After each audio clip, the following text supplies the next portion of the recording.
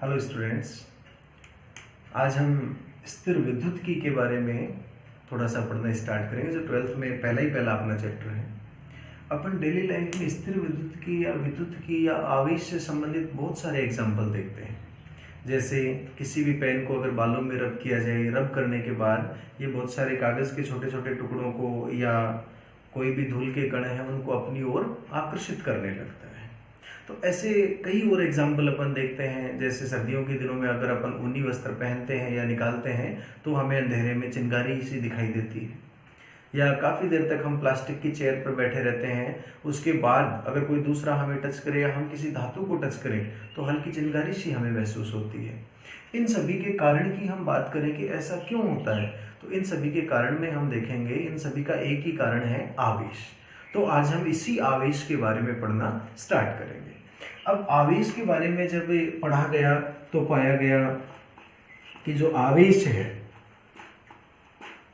वो आवेश भी अलग अलग प्रभाव उत्पन्न करता है। अलग अलग प्रभाव का उत्पन्न करने का मतलब है जब आवेश स्थिर रहेगा तो अलग प्रभाव उत्पन्न करेगा, और जब आवेश गतिशील रहेगा तो अलग प्रभाव उत्पन्न करेगा।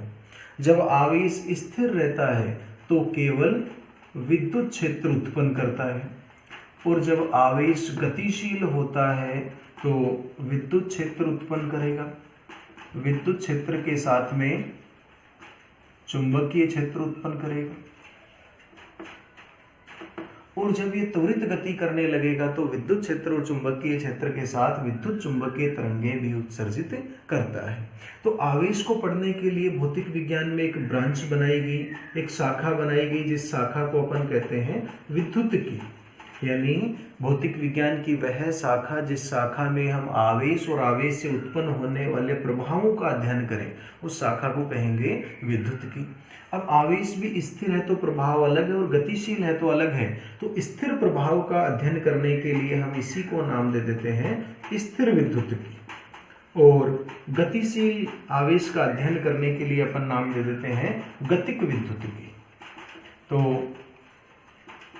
सबसे पहले हम स्थिर विद्युत्की के बारे में पढ़ना स्टार्ट करेंगे, अर्थात हम स्थिर आवेश और स्थिर आवेश से जो भी प्रभाव उत्पन्न होते हैं उन प्रभावों का अध्ययन करना प्रारंभ करेंगे। अब जो कि सबसे पहले अपने पास इसमें नाम आ रहा है आवेश, तो सबसे पहले हम आवेश के बारे में पढ़ना स्टार्ट करेंगे।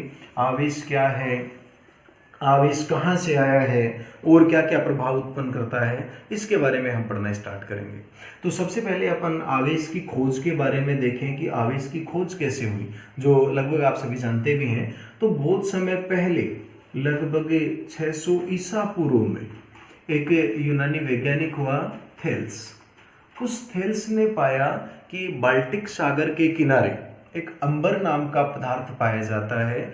उस अंबर को फर से रगड़ने पर यह धूल के कणों को अपनी ओर आकर्षित करता है। जब इन दोनों को नहीं रगड़ा गया तो ऐसा कोई प्रभाव देखने को नहीं मिला। चूंकि उस समय पर आवेश के बारे में कोई भी बात पता नहीं थी, तो थेल्स ने इस अंबर के आधार पर इस घटना को नाम दिया। अंबर को चूंकि ग्रीक भाषा में इलेक्ट्रम या इलेक्ट्रॉन कहते हैं, तो इस घटना को नाम दिया गया इलेक्ट्रिसिटी, और इसके लिए जो भी कारक जिम्मेदार माना गया इसको कहा गया इलेक्ट्रिक चार्ज या विद्युत आवेश हम कहते हैं। सबसे पहले आवेश के बारे में यहां से हमें पता चला। अब और आगे जैसे ही हम बढ़े तो लगभग 2000 वर्षों तक और आगे कोई भी इस पर प्रयोग नहीं हुए। 2000 वर्षों के बाद और आगे प्रयोग किए गए तो पाया गया कि क्या अंबर और फर को ही रगड़ने पर ऐसा होता है, या और भी ऐसे कोई युग्म प्राप्त किए जा सकते हैं जिनको आपस में रगड़ने पर ऐसी ही घटना दिखाई देगी। तो ऐसे ही प्रयोग करते हुए एक और युग्म प्राप्त किया गया। जैसे कांच की छड़ ली गई, उस कांच की छड़ को रेशम से रगड़ने पर, जैसे ही कांच की छड़ को रेशम से रगड़ा गया तो पाया गया कि कांच की छड़ भी धूल के कणों को या कागज के टुकड़ों को अपनी ओर आकर्षित कर रही है, तो कहा गया कांच की छड़ आवेशित हो गई। ऐसे ही एक और युग्म पाया गया, एबोनाइट। इस एबोनाइट की छड़ को फर से या बिल्ली की खाल से रगड़ने पर भी सेम ही प्रभाव उत्पन्न हुआ। एबोनाइट की जो छड़ है उस छड़ ने भी धूल के कणों को या कागज के टुकड़ों को अपनी ओर आकर्षित करना प्रारंभ किया, तो कहा गया एबोनाइट की छड़ भी आवेशित हो गई। फिर आगे चलकर एक और प्रयोग हुआ, एक और आगे प्रयोग हुआ जिसमें क्या किया गया, कांच की छड़ को रेशम से रगड़ने के बाद एक धागे से लटका दिया गया स्वतंत्रता पूर्वक लटकाने के बाद एक दूसरी कांच की छड़ ली गई। उस कांच की छड़ को रेशम से रगड़कर जैसे ही इस पहले वाली के पास में लेकर आए, पास में लाने पर देखा कि ये इससे दूर भाग गई। दूर भागने का मतलब दोनों के मध्य प्रतिकर्षण होने लगा। अब दूसरा प्रयोग किया गया, यहाँ पर एबोनाइट की छड़ ली गई। एबोनाइट की छड़ को बिल्ली की खाल से रगड़ा गया, रगड़कर धागे से स्वतंत्रता पूर्वक लटका दिया। इसके बाद दूसरी एबोनाइट की छड़ ली और बिल्ली की खाल से रगड़कर जैसे इसके पास में लेकर गए तो देखा गया ये भी इससे दूर भाग गई, मतलब दोनों में प्रतिकर्षण होना प्रारंभ हो गया। अब यूं किया गया, यहां पर कांच की छड़ को रेशम से रगड़ा और लटका दिया गया। फिर एबोनाइट की छड़ को बिल्ली की खाल से रगड़कर इसके पास में जब लेकर आए, जैसे यहाँ पर हम कांच की छड़ नहीं लेकर आए, यहाँ पर हम जो छड़ ला रहे हैं वो एबोनाइट की छड़ लेकर आए।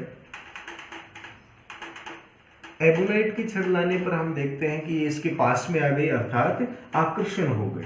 तो यहां से कहा गया आवेश कम से कम 2 प्रकार का होता है, क्योंकि पहले वाले दोनों एग्जाम्पलों में निष्कर्ष निकाला कि एबोनाइट दोनों जगह है तो प्रतिकर्षण, कांच दोनों जगह था तो भी प्रतिकर्षण, यहाँ पर आकर्षण हो रहा है, मतलब कहा गया दोनों पर अलग अलग प्रकृति का आवेश है। तो इस प्रयोग से सबसे पहले हमें पता चला कि आवेश कम से कम 2 प्रकार का होता है। पहले हम देखें कि आवेश कहते किसे हैं, इसके बारे में अपन बात करें तो हमने कहा जैसे ही किसी पेन को बालों में रगड़ा जा रहा है तो यह धूल के कणों को या कागज के टुकड़े को अपनी ओर आकर्षित कर रहा है। हमने जैसे इसको रगड़ा तो ना ही इसके अंदर कुछ रखा है, हमने ना ही निकाला है, तो हम कहेंगे ये आवेशित होने का गुण पहले से इस पदार्थ में, इस पेन में पहले से मौजूद था।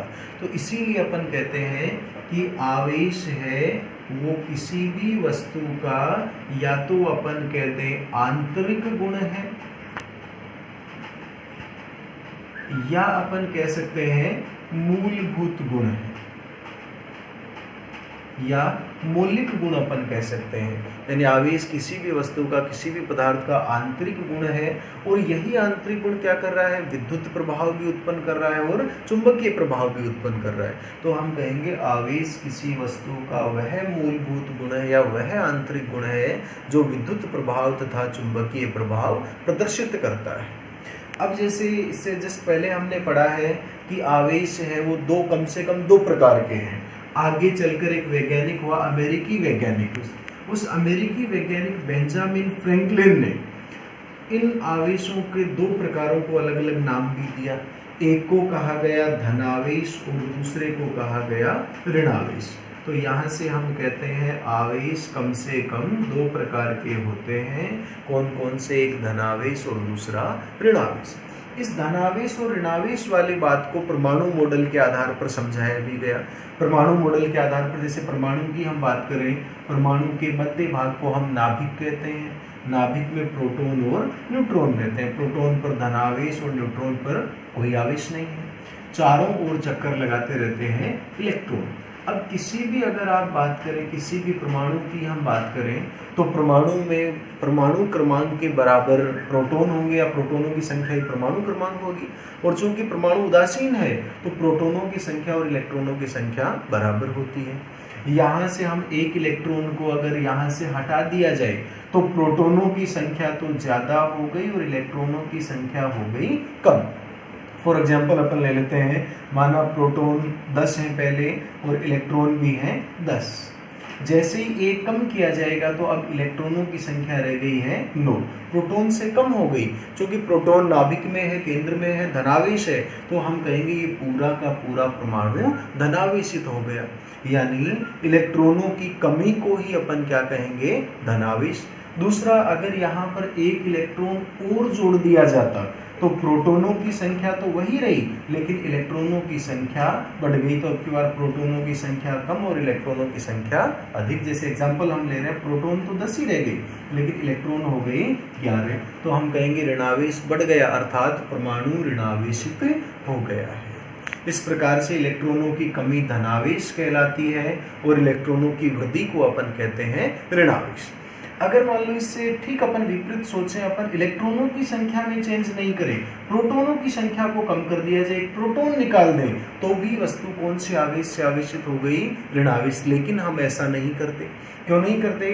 क्योंकि नाभिक के अंदर नाभिकीय बल लग रहा है और इलेक्ट्रॉन और नाभिक के मध्य विद्युत चुंबकीय बल लग रहा है। क्योंकि नाभिकीय बल प्रकृति में पाए जाने वाले बलों में सबसे अधिक प्रबल है, इसीलिए नाभिक से प्रोटॉन हटाना इलेक्ट्रॉन हटाने की तुलना में बहुत ही मुश्किल है। इसीलिए वस्तु को धनावेशित या ऋणावेशित हम करें तो इलेक्ट्रॉन या तो हटाएंगे या जोड़ेंगे, कभी भी प्रोटॉन हटाए या जोड़े नहीं जाते। तो देखो, हमने धनावेश और ऋणावेश के बारे में पढ़ा, धनावेश इलेक्ट्रॉनों की कमी और ऋणावेश इलेक्ट्रॉनों की वृद्धि। अब आवेश और द्रव्यमान में संबंध हम देखें। किसी भी वस्तु की हम बात करें, आवेश के न्यूनतम मान की हम बात करें, तो वस्तु को आवेशित करने के लिए कम से कम एक इलेक्ट्रॉन हटाना या जोड़ना पड़ेगा। और इलेक्ट्रॉन का द्रव्यमान, चूंकि इलेक्ट्रॉन का द्रव्यमान हम जानते हैं 9.1 गुणा 10 की पावर -31 kg, अर्थात हम इलेक्ट्रॉन जोड़ेंगे या इलेक्ट्रॉन हटाएंगे, दोनों स्थितियों में इस परमाणु के या पदार्थ के द्रव्यमान में परिवर्तन आएगा। अगर हम इलेक्ट्रॉन हटा रहे हैं, हटाने का मतलब धनावेशित कर रहे हैं, तो द्रव्यमान कम होगा, और इलेक्ट्रॉन जोड़ रहे हैं यानी ऋणावेशित कर रहे हैं तो द्रव्यमान बढ़ेगा। अर्थात वस्तु को धनावेशित करने पर द्रव्यमान कम होगा और ऋणावेशित करने पर द्रव्यमान बढ़ेगा। अगली बात हम यूं भी कह सकते हैं, आवेश कभी भी बिना द्रव्यमान के संभव नहीं है, लेकिन द्रव्यमान बिना आवेश के भी हो सकता है। तो यहाँ तक हमने आवेश के प्रकार और इससे संबंधित एक दो बातें हमने पढ़ी हैं। किसी को भी यहाँ तक कोई भी प्रॉब्लम लगे तो कमेंट्स बॉक्स में जाके कमेंट करके जरूर